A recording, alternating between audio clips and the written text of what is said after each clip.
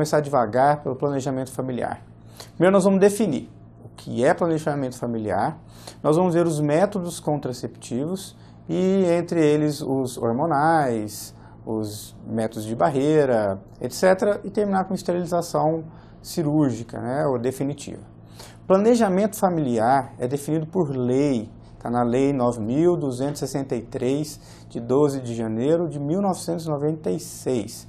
E ela define planejamento familiar como conjunto de ações de regulação da fecundidade que garanta direitos iguais de constituição, limitação ou aumento da prole pela mulher, homem ou casal. Dentre essa lei, ela proíbe qualquer dessa utilização do planejamento familiar para controle demográfico. E qual que vai ser essa diferença entre controle demográfico ou de natalidade ou de planejamento reprodutivo? Controle de natalidade são imposições governamentais sobre a vida reprodutiva. Já o planejamento reprodutivo, não. Baseia-se no respeito aos direitos sexuais e os direitos reprodutivos. Há uma diferença que uma é uma intervenção, uma imposição do governo e outra é questão de educação, questão de escolha. Dentre os direitos reprodutivos, que termo é esse? Esse foi um termo criado dentro dos direitos humanos, dentro das conferências de discussão em direitos humanos, foi cunhado esse termo direito reprodutivo. São vários itens, isso aí você pode entrar em qualquer site da Organização Mundial de Saúde ou de Direitos Humanos, você vai encontrar sobre direitos reprodutivos, são vários itens.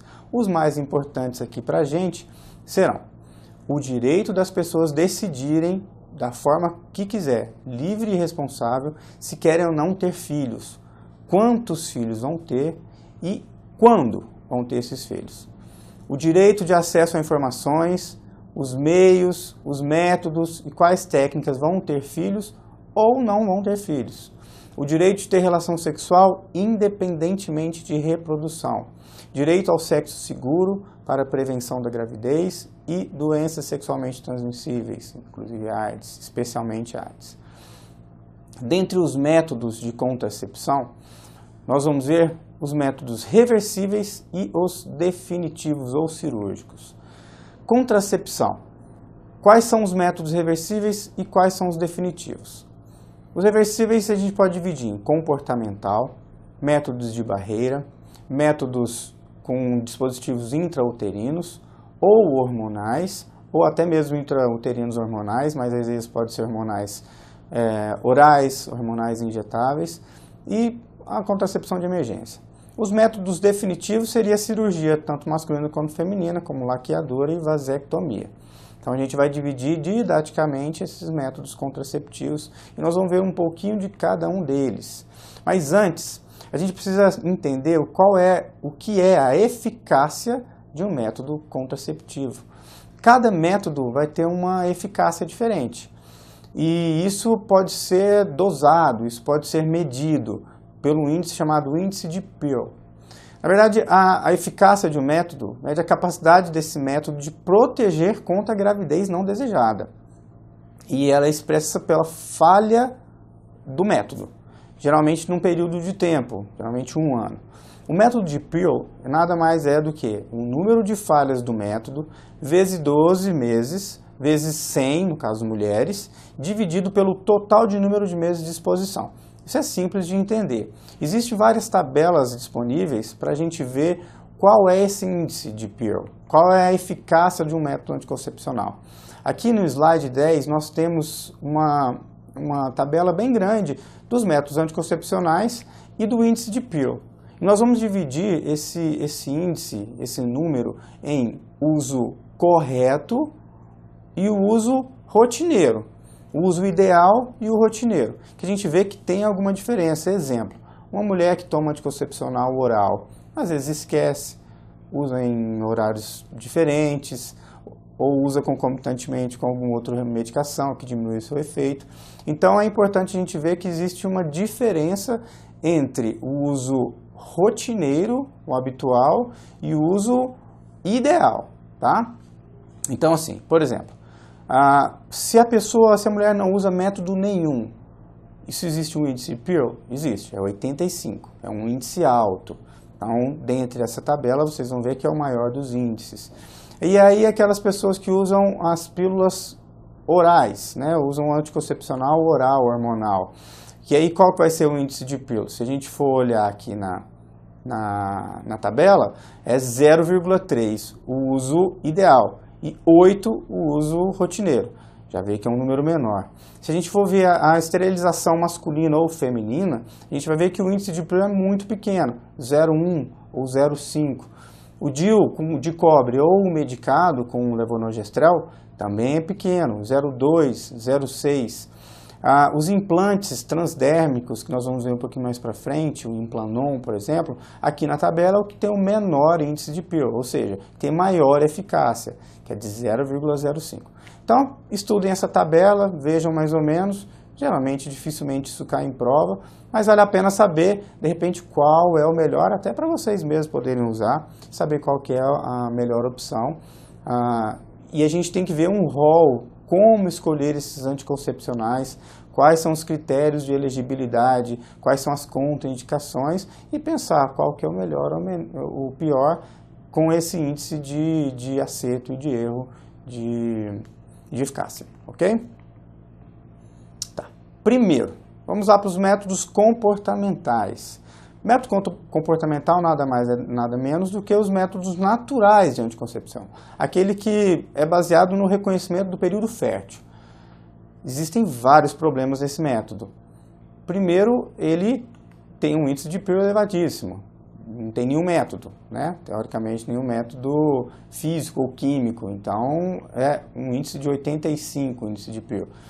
Mas, de qualquer forma, ele serve para a mulher, ela vai ter a vantagem de ser gratuito, não traz nenhum malefício. A mulher ela vai ser obrigada a se conhecer melhor, seu corpo, a sua fertilidade. Para aquelas pessoas que seguem alguma filosofia, alguma religião, esse método permite seguir sem problema, porque algumas religiões proíbem métodos anticoncepcionais. Esse método, de repente, é uma opção. Não há demora para o retorno à fertilidade, porque não usou nenhuma barreira, ou química, ou física. Não tem efeito colateral. Agora, tem um grave problema que não traz proteção contra doença sexualmente transmissível. Ok? Uma outra observação importante para aquelas que vão escolher esse tipo de método natural. Precisa conhecer muito bem o ciclo menstrual, precisa conhecer muito bem o seu corpo. Então, se a pessoa tem um ciclo menstrual desregulado, ela precisa esperar que esse ciclo se regule, ou pelo menos esperar umas 3 menstruações regulares, para ela ter uma real noção de como é que é esse ciclo dela. Na verdade, esses métodos comportamentais, eles deveriam ser usados mais para aquela mulher que quer engravidar, não para a mulher que não quer engravidar. Apesar de que pode ser usado também para contracepção, mas ele vai te dar uma ideia melhor de, ok, agora eu posso estar no período fértil, então vamos tentar. Mas também é que ela pode usar, posso estar no período fértil, não vamos ter relação nesse período. Os métodos comportamentais, eles podem ser divididos em 2 grandes grupos. Aquele de abstenção periódica, você vai saber, nesse período eu não posso, porque provavelmente a gente pode engravidar.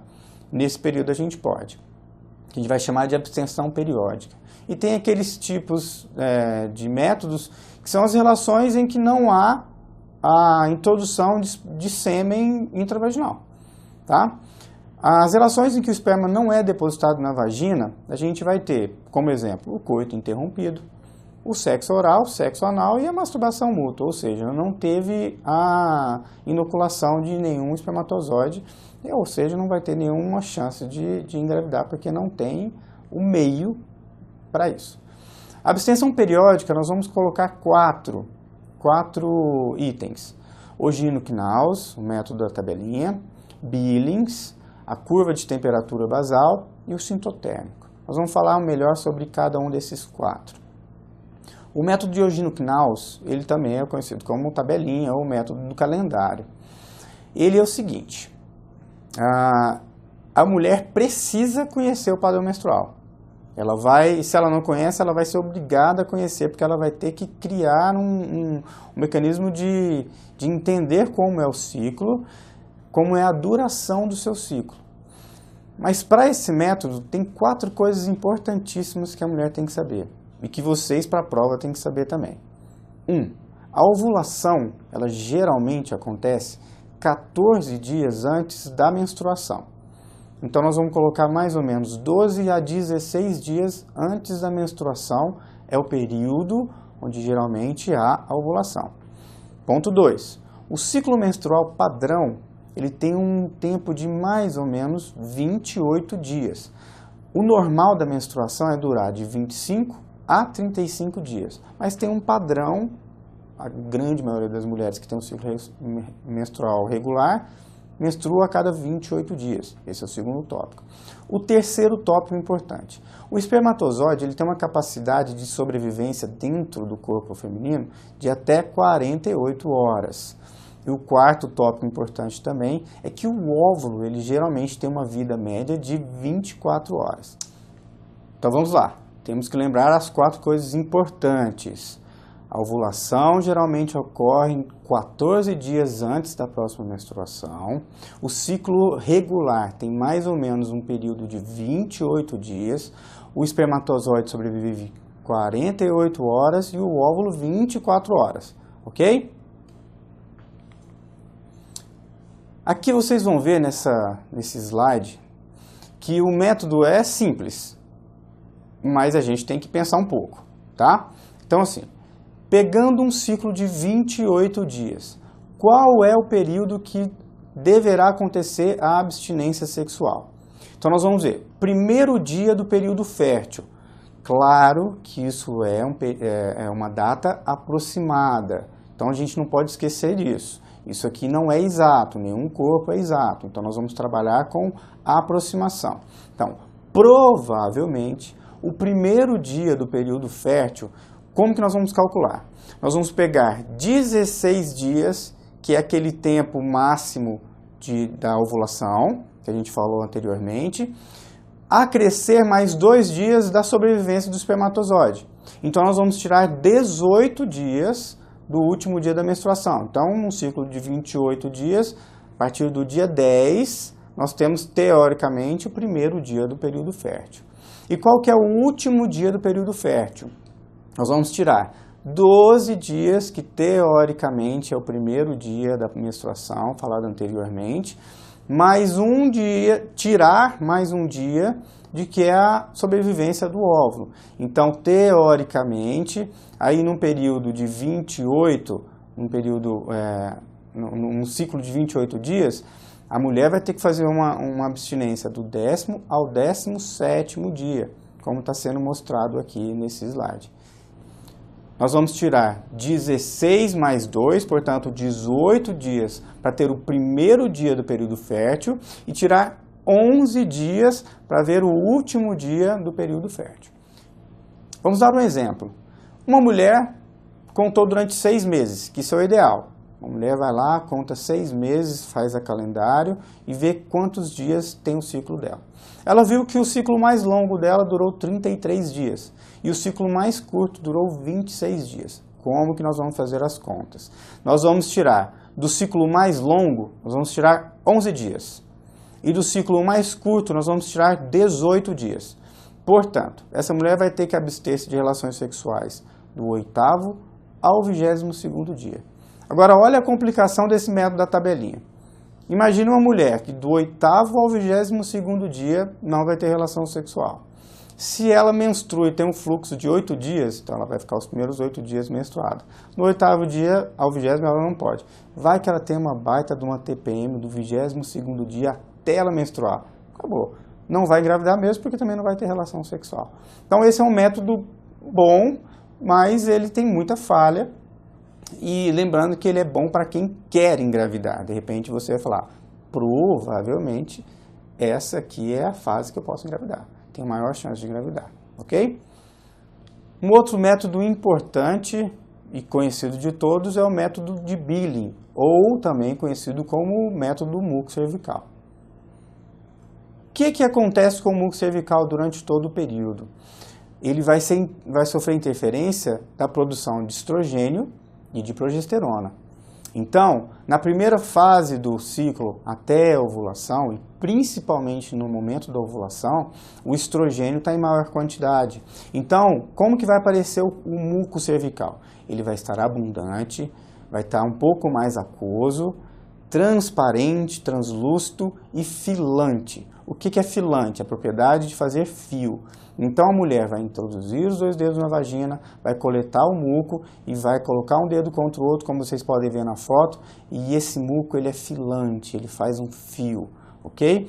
Ele é abundante, ele é aquoso. O espermatozoide vai adorar nadar, ele vai dar abraçada nesse muco, porque ele é fácil, ele é bom. Lembre-se, o espermatozoide precisa do meio onde ele possa fluir. Então tem que ter um meio fácil, abundante, com pouca viscosidade, muita filância. Então é a época que ela fala, agora estou ovulando, agora estou no período fértil.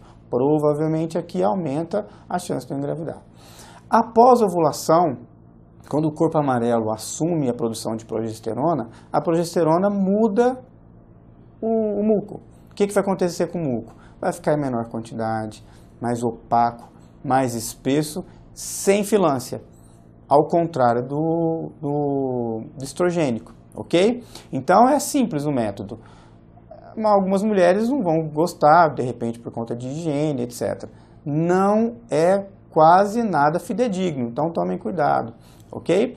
Mas é um método comportamental, é um método que pode ser usado, ok? E a curva de temperatura basal, como acontece? O que acontece? Da mesma forma como altera a cervice, o muco cervical, a temperatura basal da mulher altera também quando há produção aumentada de progesterona. Ou seja, após a ovulação, o corpo da mulher tem um aumento, um acréscimo bem discreto de temperatura, em torno de 0,2 a 0,5 graus Celsius, logo após a ovulação. Então, o que a mulher faz? Ela vai medir a temperatura assim que acordar, tendo no mínimo 6 horas de sono, não levantou da cama, não se alimentou, já faz a medida ou da temperatura oral, ou anal, ou vaginal. E isso ela vai aumentando.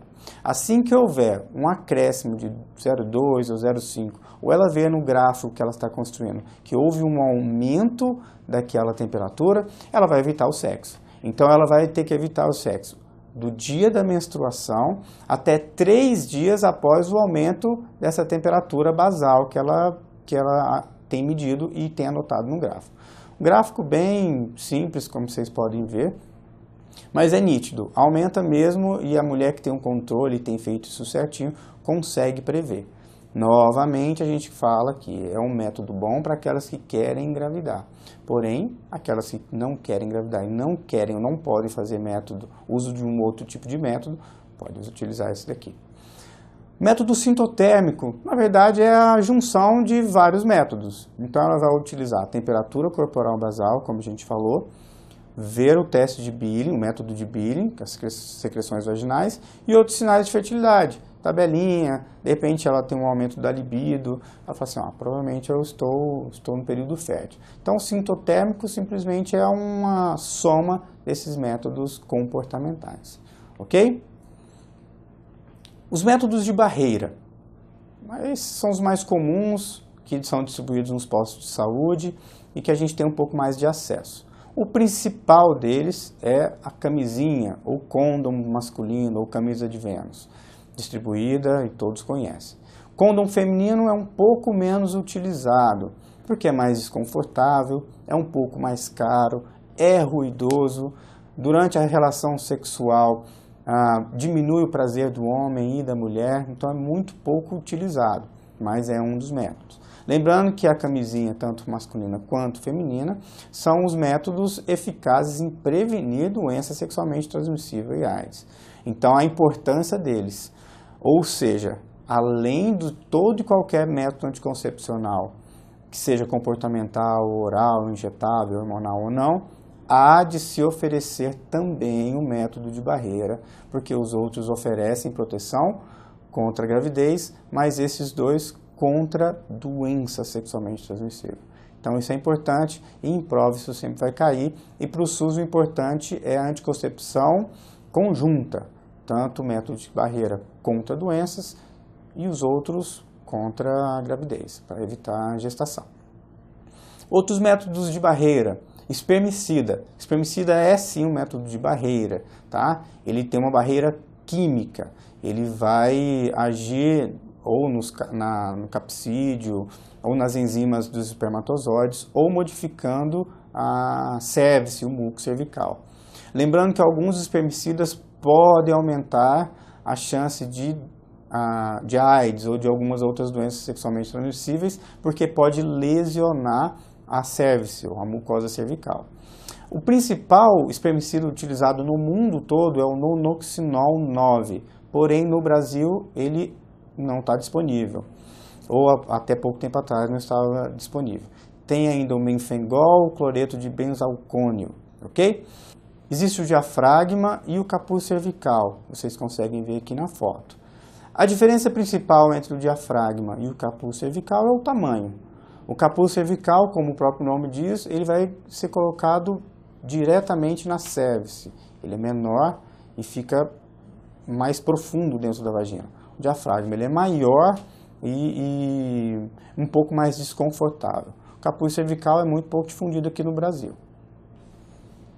Ok, depois dos métodos de barreira, nós vamos entrar agora para a discussão dos dispositivos intrauterinos. Como a gente viu no começo, os dispositivos intrauterinos têm um índice de Pearl extremamente baixo, ou seja, para a concepção ele é excelente. Nós temos dois tipos de DIU, o dispositivo intrauterino, os de cobre e os com hormônio, geralmente com o levonorgestrel, que hoje no mercado nós temos o Mirena. Como ele vai agir? Ele vai agir fazendo uma reação inflamatória intensa no endométrio e vai ter alterações ali celulares e bioquímicas. Então, para o espermatozoide fica um meio inóspito. Então, ele vai interferir na fisiologia da espermomigração. O que é isso? O espermatozoide vai ter mais dificuldade de se locomover ao encontro do óvulo. Lembrando que ele precisa de um muco e de um líquido filante em grande quantidade, aquoso. Então o DIU, a principal forma de proteção, de contracepção, é uma mudança ali do endométrio, ok? Até também da cervice, pode mudar um pouco o muco. Então é um dispositivo importante.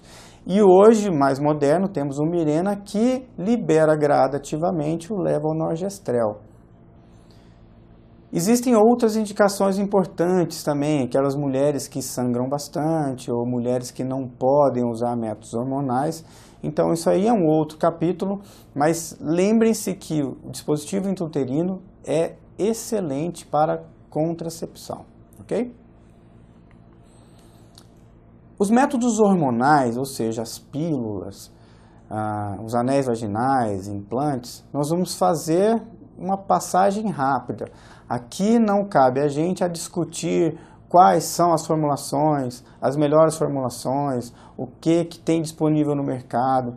Isso daí seria muito extenso para o nosso momento de agora. Então a gente vai citar que existem os métodos hormonais e dentre eles nós temos os contraceptivos orais combinados, que podem ser monofásicos, bifásicos e trifásicos. Nós temos os contraceptivos orais só com progestagênicos, geralmente indicado para aquelas mulheres que não podem usar o estrogênio, que tem contraindicação, por exemplo, enxaqueca, por exemplo, histórico ou doença atual de tromboembolismo, ou trombose venosa profunda, etc. Então existem aqueles critérios que não podem ser usados o estrogênio. Daí a gente tem o contraceptivo oral só com progesterona. Temos também os injetáveis combinados, que aí são os mensais, ou aqueles injetáveis só com progestagênico, geralmente são os trimestrais. Nós temos os implantes que a gente viu na tabela de índice de Pearl, que tem dentro daquela tabela o melhor índice, ou seja, o menor dos índices, a menor chance de engravidar, mas ele tem bastante efeito colateral. Nós temos os anéis vaginais, que são combinados, tem estrogênio e progesterona. Nós temos o DIU, que a gente já viu, e nós temos os adesivos cutâneos, que são, nós vamos ver, um exemplo prático hoje é o Evra. Então, nos implantes, o mecanismo de ação vai ser inibir a ovulação por alteração do muco cervical e da atrofia endometrial. O implante ele tem levonorgestrel ou etonogestrel, que são progestágenos, e ele vai liberando aos poucos. A cada dia libera um pouco e isso acaba modificando o ambiente da cervice e do endométrio. Então, mais ou menos como é a ação do DIU. Ele vai modificar ali a estrutura endometrial, que não vai permitir a entrada ou a sobrevivência dos espermatozoides. Os anéis vaginais, eles são combinados, então ele tem etilenoestradiol e tem a progesterona também. Qual que é a desvantagem? Eles são grandes, tem que aplicar, às vezes há um desconforto, a mulher pode ter a sensação de corpo estranho dentro lá da vagina, durante a relação sexual pode haver um desconforto e o anel pode sair. Ok, saiu, coloca de volta, mas algumas mulheres não gostariam de passar por isso, então no Brasil não é um método muito difundido. Em outros países é um método bastante difundido porque não tem que se tomar nada, etc. Então você usa por 3 semanas consecutivas, trocando a cada semana, e durante uma semana fica sem o anel e aí vai menstruar. Ou se quiser, a cada semana troca continuamente e vai ter uma anticoncepção contínua. Adesivos cutâneos com hormônios, eles também têm etilenoestradiol e têm a progesterona. Eles, da mesma forma como o anel, devem ser substituídos a cada semana por consecutivas e aí faz-se a pausa como é feita com o anel. A contracepção de emergência, a gente tem que lembrar que não deve ser estimulada. Por quê? Porque ela é de emergência.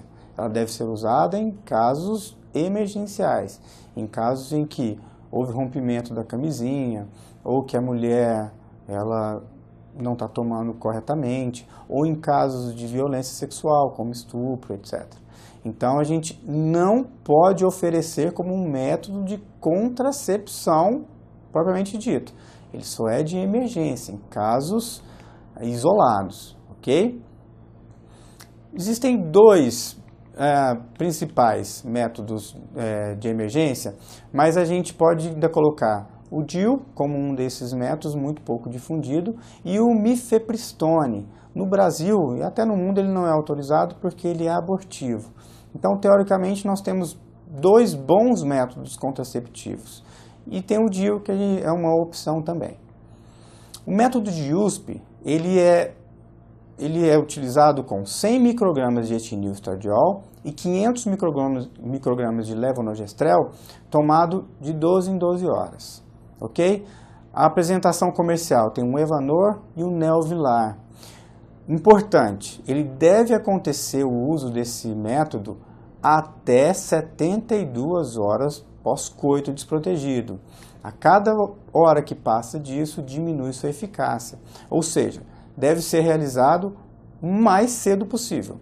Quanto mais cedo utilizar o método de emergência, maior a eficácia. Lembrando que aquela mulher que faz o uso contínuo de método de emergência, a cada vez que ela faz o uso, a sua eficácia diminui. Daí a importância de a gente não estimular como método de contracepção habitual. Existe um outro método mais eficaz que o USP, mais difundido, que é o com levonorgestrel, que você pode tomar ou 2 doses de 750 microgramas em 12 horas, ou em dose única, os 2 comprimidos juntos, daria 1.500 microgramas.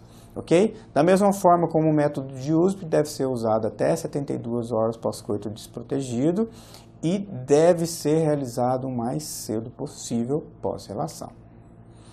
Dentre os métodos definitivos ou métodos cirúrgicos, tem os 2 clássicos, todos conhecem, que é a laqueadura e a vasectomia. Então, são métodos que a gente chama de definitivo, mas hoje existem técnicas para reversão, tanto de laqueadura quanto de vasectomia. A lei brasileira fala e é muito clara sobre os métodos definitivos.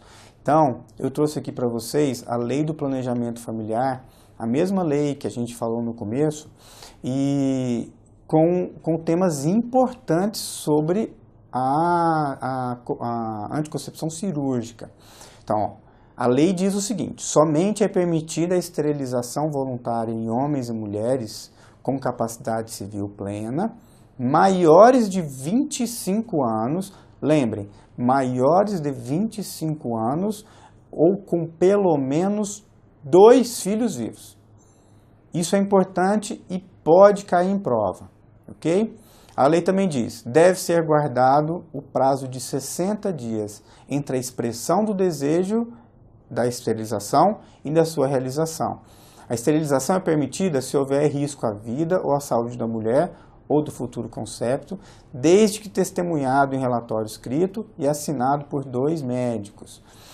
Deve ser elaborado documento que expresse a vontade pela paciente, contendo informações sobre o risco, possíveis efeitos colaterais, dificuldades da reversão, outras opções que são reversíveis, e aí esse documento deve ser assinado pelo cônjuge quando houver, ok? Tudo isso tem que ser documentado, lembrando com o outro parágrafo que após a expressão da vontade, ainda há de se esperar 60 dias para que seja feita a cirurgia.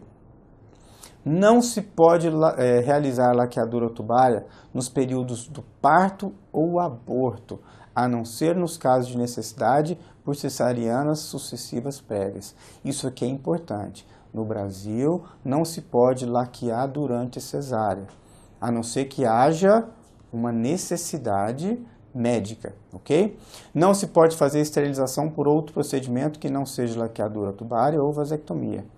Nas pessoas incapazes, a esterilização só pode ser feita mediante autorização judicial. Leiam esses tópicos, entendam esses tópicos, que provavelmente isso vai cair em alguma prova, ok?